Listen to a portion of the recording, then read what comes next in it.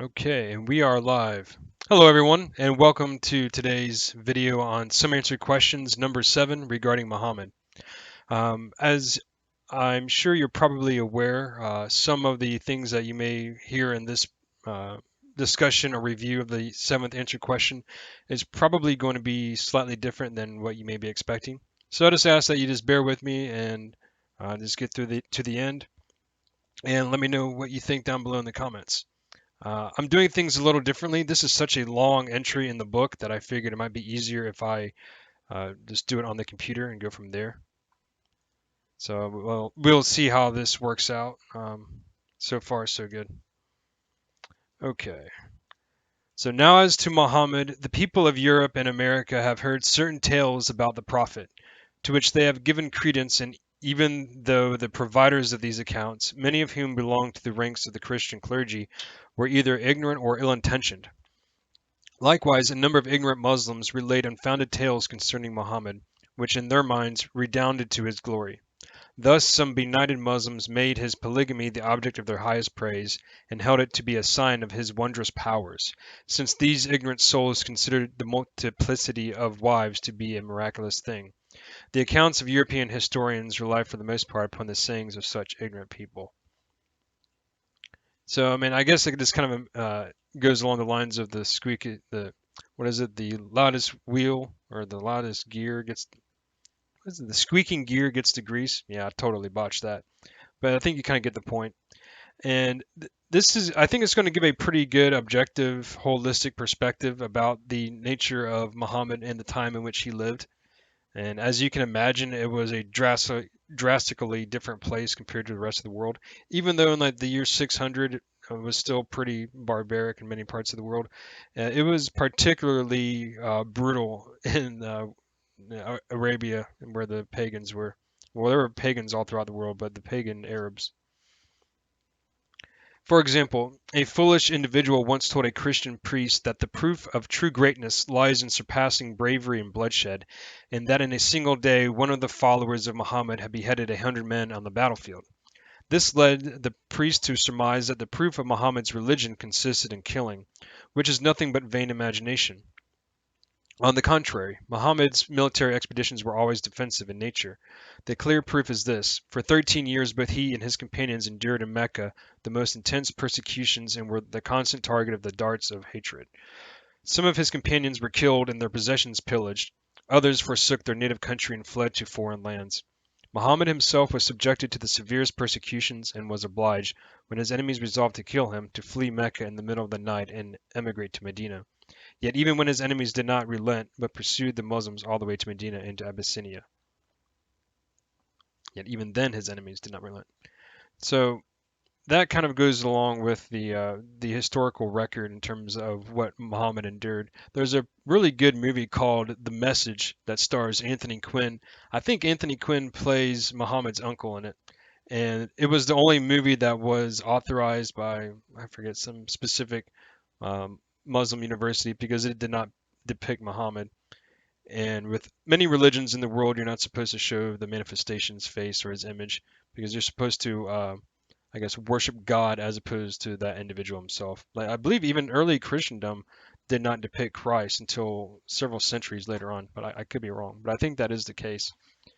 So this just kind of gives a little bit of a background about the nature of Medina and the Arabian Peninsula where Muhammad was during this point in time, and the overall instances of the battles and everything that took place. Now, you could, I think, accurately state that there were a lot of religious wars throughout history. I think we can probably all agree on that.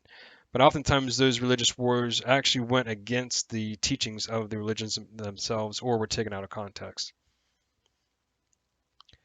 These Arab tribes were most barbarous and rapacious, and in comparison with them the wild and fierce natives of America were the Platos of the age, for they did not bury their children alive as these Arabs did their daughters, claiming this to be an act of honor and taking pride therein. Thus, many of the men would threaten their wives, saying, "If a daughter is born to you, I will kill you." Even to the present day, the Arabs dread having daughters. Naturally, this can be very detrimental for your population if you bury daughters alive. That is not good. I think we all agree on that. And in addition to that, you're going to turn into all kinds of economic and societal problems if you're choosing one gender over the other. And I think you can see that in certain parts of the world today. In that movie, The Message, I think you could probably find it on YouTube or you can buy it on Amazon. It's really good. Got a good story, good action. It kind of reminds me of like Moses and like in that kind of vein, a lot of high production values. But I think one of the scenes in it, they're actually discussing about how they're like the dad's really sad because he had a daughter, so he has to bury her alive. And I think the wife asks, like, "Why do we have to do this?" And he just says, "Well, I don't know. It's just the way it is." And it's like, come on, man.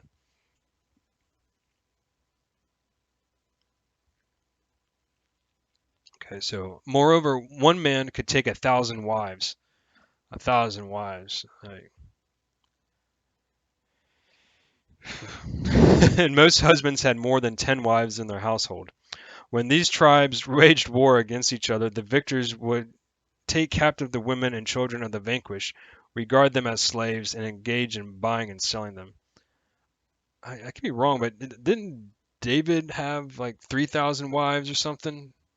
It's like, man, I can't even imagine like, what that involved, dealing with all that. If a man died and left behind 10 wives, the sons of these women would rush at each other's mothers, and as soon as one of them had thrown his mantle over the head of one of his stepmothers and claimed her as his lawful property, that unfortunate woman, sorry, that unfortunate woman would become the captive and slave of her stepson, and the latter could do with her as he pleased. He could kill her, or shut her up in a pit, or beat, curse, and torment her day after day until at last she perished. Just making sure the stream's still going here. So that's just like, so we got this right here.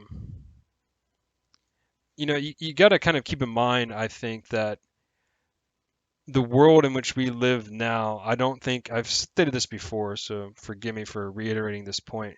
I don't think you can necessarily um, apply current standards of society to a previous age or era.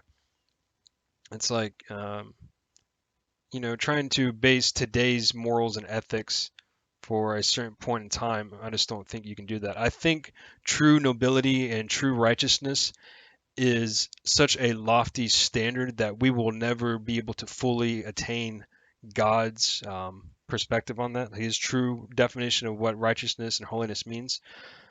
But at the same time, we continuously strive for that. But I don't think it's fair to, pit today's society against a previous time because we had to go through the previous epochs of history, or epics, however you say it, in order to get to this point. In all this he was, in accordance with the laws and customs of the Arabs, free to do as he pleased. The rancor and jealousy and the hatred and enmity that must have existed between the wives of a man and the respective children are perfectly clear and require no elaboration. Consider then what the life and condition of those wronged women must have been. Yeah, that must have been absolutely horrible. I can't even imagine what kind of nightmares they went through. There's some really good, if not horrific, podcasts from Dan Carlin on hardcore history talking about like the ancient oh man, was it the Babylonians or something like that? I forget, but this is stuff that they endured is just mind blowing. It's like the ultimate creative use of the human potential used for all of these hideous and horrible acts of evil. Moreover, these Arab tribes subsisted upon mutual pillage and robbery, so that they were perpetually engaged in strife and warfare, killing one another, plundering each other's property, and seizing the women and children and selling them to strangers. How often would the sons and daughters of a prince spend the day in luxury and ease and find themselves at nightfall reduced to utter abasement, wretchedness, and bondage? Yesterday they were princes, today they are captives. Yesterday they were honored ladies, today they are slaves. Yeah, can you imagine that? You're like sitting around on your nice little pillow, chilling out, eating some grapes, having some, leaves like fan on you, and then the next day you're in like a pit, like buried under the ground. Oh my God. I laugh at the absurdity of it, not that it's funny. It's just That's how I deal with morbid things. It was among such tribes that Muhammad was sent forth. For 13 years he suffered at their hands every conceivable tribulation, till at last he fled the city and emigrated to Medina.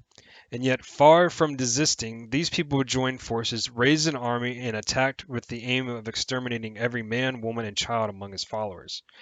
It was such it was under such circumstances and against such people that Muhammad was forced to take up arms.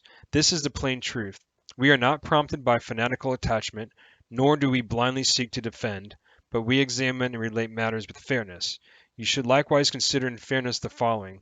If Christ himself had been placed in similar circumstances and among such lawless and barbarous tribes, if for 13 years he and his disciples had patiently endured every manner of cruelty at their hands, if they were forced through the oppression to forsake their homeland and take to the wilderness, and if these lawless tribes still persisted in pursuing them with the aim of slaughtering the men, pillaging their property, and seizing their women and children, how would Christ have dealt with them? If this oppression had been directed towards him alone, he would have forgiven them, and such an act of forgiveness would have been most acceptable and praiseworthy. But had he seen that cruel and bloodthirsty murderers were intent upon killing, pillaging, and tormenting a number of defenseless souls and take captive the women and children, it is certain that he would have defended the oppressed and stayed the hand of the oppressors. I think I can see that. I understand Christ's sacrifice for humanity, but that was him sacrificing himself. I don't think he would have stood by and allowed these heinous injustices to occur around him. I can see Christ, arising to defend women and children and the innocent for sure. And like once again, like defending them, whereas he would have turned the other cheek, if he was the one being oppressed. But I think he would have pursued justice and the defense of the vulnerable. What objection, then, can be directed against Muhammad? Is it this that he did not, with his followers and their women and children, place himself at the mercy of these lawless tribes? Moreover, to free these tribes from their bloodthirstiness was the greatest gift. So, hold on, sorry, double check this. And to curb and restrain them was pure bounty. It is like a man who holds in his hand a cup of poison and who is about to drink it. A loving friend would certainly shatter the cup and restrain the drinker. If Christ had been placed in similar circumstances, he would have undoubtedly delivered, through an all conquering power, those men, women, and children from the claws of such ravenous wolves. Muhammad never fought against the Christians. On the contrary, he treated them with consideration and accorded them complete freedom. In Najran there lived a community of Christians, and they were under his care and protection. Muhammad said, "Should anyone infringe upon their rights, I myself will be his enemy and will charge him before God." In the edicts he promulgated, it is clearly stated that the lives, property, and honor of Jews and Christians are under the protection of God, that a Muslim husband may not prevent his Christian wife from going to church, nor oblige her to wear a veil, that if she died, he must entrust her remains to the care of a priest, and that if the Christians desired to build a church, the Muslims must support them. Furthermore, in time of war between Islam and her enemies, the Christians were to be exempt from fighting, unless they desired of their own accord to join and assist the Muslims in battle, in view of the protection they enjoyed. In compensation for this exemption, they were to pay each year a small amount. In short, there are 7 lengthy edicts on these subjects, copies of some of which are to this day extant in Jerusalem. This is the very truth and not merely my own assertion. The edict of the second caliph is still in the custody of the Orthodox Patriarch of Jerusalem, and the matter is beyond doubt. Nevertheless, after a time, rancor and envy arose between Muslims and Christians, as transgressions were committed by both sides. There was I think a pretty famous scene. I know I keep going back to the message, but this is, mostly what I know, regarding like Islam and that stuff. There was the king. Oh man, I forget his name. It was considered a pretty wise king. He was a Christian king, and I think it was Abyssinia. Well, I remember Abyssinia was what I just read shortly here. It might have been Abyssinia, and he drew like, well, in the movie. I don't know if this is historically documented, but I think it might have been, potentially accurate. He drew a line in the sand and he said the difference between like your prophet and mine was like no greater than this line or something. I'd have to watch it again, but I thought that was pretty interesting that I think the Christian king gave them solace or allowed them to flee to his area. Beyond this truth, whatever Muslims, Christians, or others may say is pure fabrication and proceeds from fanaticism, ignorance, or intense hostility. For example, the Muslims claim that the moon was cleft asunder by Muhammad and fell upon the mountain of Mecca. They imagine the moon to be a small body which Muhammad divided in twain, casting one part of one mountain and the other part on another. These tales are prompted by sheer fanaticism. Likewise, the accounts that the Christian clergy provide and the charges that they level are always exaggerated and often baseless. Briefly, Muhammad appeared in the desert of Hijaz in the Arabian Peninsula, which was a treeless and barren wilderness, sandy, desolate in the extreme, and in some places, such as Mecca and Medina, exceedingly hot. Its inhabitants were nomads, had the morals and manners of desert dwellers, and were entirely bereft of knowledge and learning. Even Muhammad himself was illiterate, and the Quran was originally written upon the blade bones of sheep or on palm leaves. Inferred then from this the conditions prevailing among the people to whom Muhammad was sent. So Baha'is believe that manifestations of God, God's messengers, like basically all the world's major religions, when they are sent to a particular people, those people are like the most depraved, debauched, immoral, spiritually destitute people on the planet. And they're in such dire straits that God has to send them a messenger to basically elevate them. So if you think about the types of people that were around Muhammad at this point in time, that was only 600 years after Christ, or 630 years, something like that. Well, I say only, like the United States is less than 300 years old. But it's an interesting topic to explore for sure. His first reproach to them was this: Why do you reject the Torah and the Gospel? And wherefore do you refuse to believe in Christ and in Moses? This statement came indeed hard upon them, for they asked, What then is to be said of our fathers and forefathers who did not believe in the Torah and the Gospel? He answered, They had gone astray, and it is incumbent upon you to renounce those who did not believe in the Torah and the Gospel, though they be your own forefathers. It was in such a land and amidst such barbarous tribes that an illiterate man brought forth a book in which the attributes and perfections of God, the prophethood of his messengers, the precepts of his religion, and certain fields of knowledge and questions of human learning have been expounded in a most perfect and eloquent manner. For example, as you know, before the observations of the renowned astronomer of later times, that is, from the first centuries down to the 15th century of the Christian era, all the mathematicians of the world were unanimous in upholding the centrality of the earth and the movement of the sun. This modern astronomer was a source of the new theory that postulated the movement of the earth and the fixity of the sun. Until his time, all the mathematicians and philosophers of the world held to the Ptolemaic system, and whosoever uttered a word against it was considered ignorant. It is true that Pythagoras and Plato, during the latter part of his life, conceived that the sun's annual movement around the zodiac did not proceed from the sun itself, but from the earth's movement around it.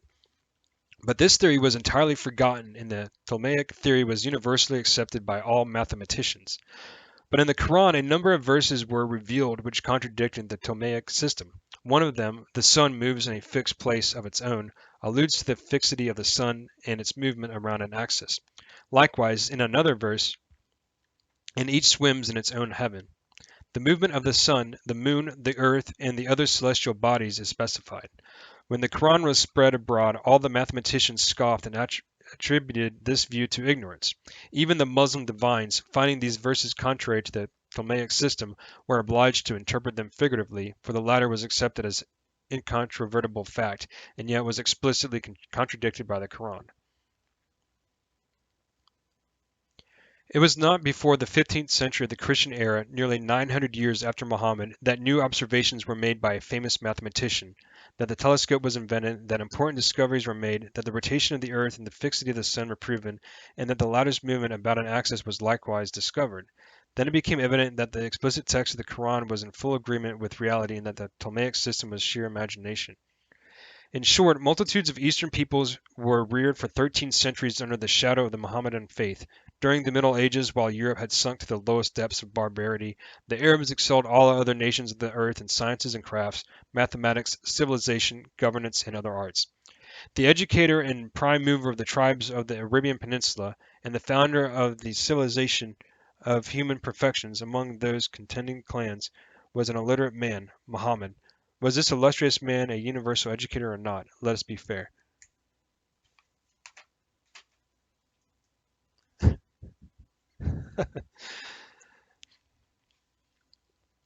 Okay, yeah, sorry, my dog is doing weird stuff.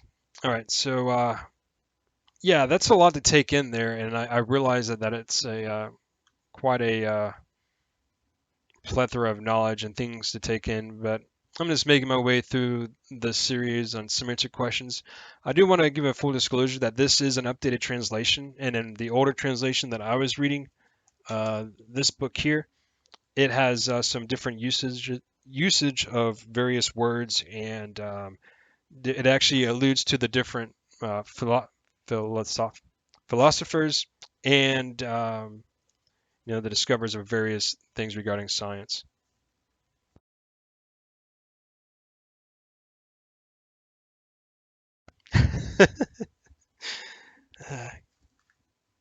Hold on.